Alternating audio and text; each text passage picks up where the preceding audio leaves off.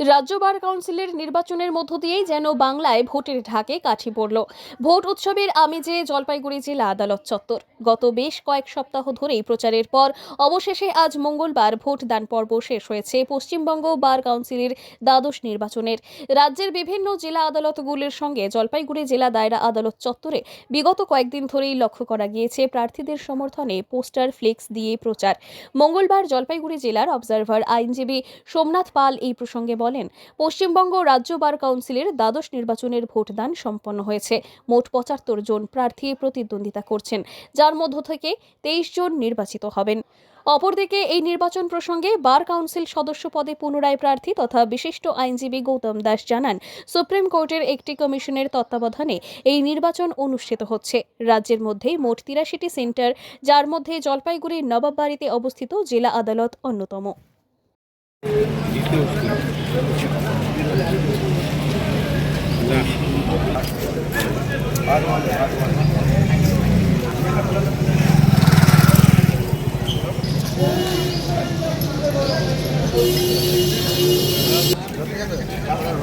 কুমার দত্ত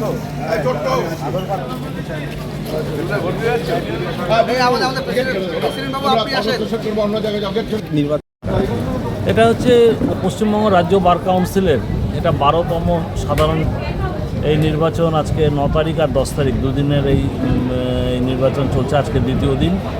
নির্বাচনটা পরিচালিত হচ্ছে সুপ্রিম কোর্ট থেকে নিযুক্ত একটা কমিশনের মাধ্যমে। যে কমিশনের চেয়ারম্যান হচ্ছেন জাস্টিস কৃষ্ণা রাও, উনি মণিপুরের চিফ জাস্টিস ছিলেন। ওনার সঙ্গে রয়েছেন জাস্টিস অসীম কুমার রায় এবং অ্যাডভোকেট জেনারেল। এই ভোট আমাদের এখানে জলপাইগুড়ি বার অ্যাসোসিয়েশনে জলপাইগুড়ি কোর্টে আমাদের এখানে সেন্টার পড়েছে। এই সেন্টারে ভোট হচ্ছে। পশ্চিমবঙ্গে সারা পশ্চিমবঙ্গে মোট 83টা সেন্টারে ভোট গ্রহণ করা হচ্ছে। ফলাফল তো এখন না।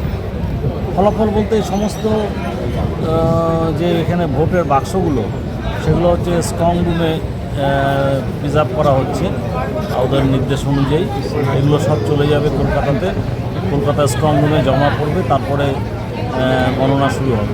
কবে থেকে গণনা শুরু হবে এখনও পর্যন্ত সেটা নোটিফিকেশন হবে নেওয়া হচ্ছে। এর ফলে কোনো কি কোর্টের কাজে হ্যাম্পার হচ্ছে? আপনি এটা বোধহয় রিলেভেন্ট নাই।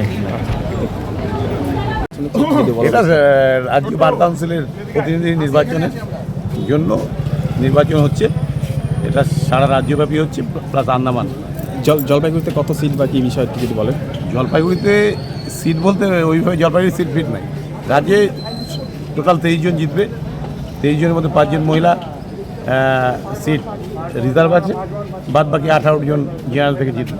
আর আমাদের জলপাইগুড়িতে কারা কারা দাঁড়িয়েছে বা জলপাইগুড়ি থেকে আমি দাঁড়িয়েছি আর গৌতমবাবু দাঁড়িয়েছি, 2 জন। কবে ফলাফল হবে এটা বলা মুশকিল। এটা নির্বাচন কমিশন আছে, ওদের বলতে পারে।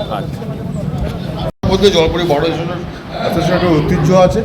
এখানটা দলমত নির্বিশেষে সবাই সুষ্ঠুভাবে ভোটটা এবারও তাই হচ্ছে। বুধবারের মধ্যে এবারও তাই। কয়টা পর্যন্ত চলবে ভোট? 6টা পর্যন্ত চলবে। এটা সারা পশ্চিমবঙ্গ বার কাউন্সিলের 12th নির্বাচন অনুষ্ঠিত হচ্ছে। সারা পশ্চিমবঙ্গ থেকে 75 জন প্রার্থী এই নির্বাচনে প্রতিদ্বন্দ্বিতা করছে। তাদের মধ্যে থেকে 23 জন প্রার্থী বিজয়ী ঘোষিত হবে। জলপাইগুড়ি বার অ্যাসোসিয়েশন থেকে 2 জন প্রার্থী তারা এই নির্বাচনে প্রতিদ্বন্দ্বিতা করছে। গতকাল আমাদের নির্বাচনের ভোট পোলিংয়ের প্রথম ডেট ছিল, আজকে দ্বিতীয় দিন। আজকে 6টার সময় আমাদের ভোট পোলিং শেষ হয়ে যাবে। অত্যন্ত শান্তিপূর্ণভাবে আমাদের এই ভোট প্রক্রিয়া চলছে এবং যেহেতু আইনজীবীদের নির্বাচন এবং সুস্থ গণতান্ত্রিক পরিবেশে এবং বন্ধুত্বপূর্ণ পরিবেশে সকলে এই নির্বাচন প্রক্রিয়ায় অত্যন্ত আনন্দের সঙ্গে এই নির্বাচনে অংশগ্রহণ করছে। ফলাফল বিষয় নিয়ে ফলাফল আমাদের এই ফলাফল জলপাইগুড়ি থেকে ঘোষিত হবে না। আমাদের নির্বাচন প্রক্রিয়া শেষ হয়ে যাওয়ার পর আমাদের যে ব্যালট বক্সগুলো সেগুলো বার কাউন্সিলের ইনস্ট্রাকশন অনুযায়ী জলপাইগুড়ি জেলা শাসকের অফিসে জমা দিতে হবে এবং জলপাইগুড়ি জেলা শাসকের অফিস থেকে তাদের নির্দেশিত পথে কলকাতায় বার কাউন্সিলের অফিসে নিয়ে যাওয়া হবে এবং 15ই মার্চের মধ্যে যা ঘোষিত আসে 15ই মার্চের মধ্যে ফলাফল ঘোষিত হবে। জলপাইগুড়ি থেকে এরকম কি কোনো সদস্য সংখ্যা রয়েছে? কতজন বা তারা অংশগ্রহণ করতে পারছে এই নির্বাচনে? নির্বাচনে প্রতিদ্বন্দ্বিতা করবার কোনো লিমিটেশন কিছু নেই। একটি বার অ্যাসোসিয়েশন থেকে একাধিক প্রার্থীও প্রতিদ্বন্দ্বিতা করতে পারে, আবার অনেক বার অ্যাসোসিয়েশন রয়েছে যেখানে কোনো প্রার্থী প্রতিদ্বন্দ্বিতা করছেন না। যেহেতু সারা পশ্চিমবঙ্গের ভোট, এখানে কলকাতার হাইকোর্টের যারা মেম্বার রয়েছেন তারাও যেমন জলপাইগুড়ির প্রার্থীকে ভোট দিতে পারবেন, আবার জলপাইগুড়ির প্রার্থী যারা রয়েছেন তারাও একইভাবে বাঁকুড়ার জন্য কোনো প্রার্থী দাঁড়িয়ে থাকে তাকেও ভোট দিতে পারবেন। সেটা তাদের বিচার বুদ্ধি অনুযায়ী তারা সেই ভোটদান সেভাবে করবেন। নির্দিষ্ট কোনো লিমিটেশন কিছু নেই যে কতজন প্রার্থী সর্বাধিক প্রতিদ্বন্দ্বিতা করতে পারবে। আপনি কোন দায়িত্বে আছেন? আমি জলপাইগুড়ি বার অ্যাসোসিয়েশনের যে ভোট প্রক্রিয়া চলছে সেই ভোট প্রক্রিয়ায় আমি প্রিজাইডিং অফিসারের দায়িত্ব পালন করছি। আমার উপরে রিটার্নিং অফিসার আছেন যিনি কলকাতায়, আর তার উপরে সুপ্রিম কোর্ট নির্দেশিত জাস্টিস অসীম রায় আমাদের ইলেকশন অফিসার হিসাবে আসেন। আজই খুলুন ব্যবসার নতুন দিগন্ত টি ডিলারশিপের মাধ্যমে। যোগাযোগ করুন 8514003002 অথবা 8250889475 নম্বরে।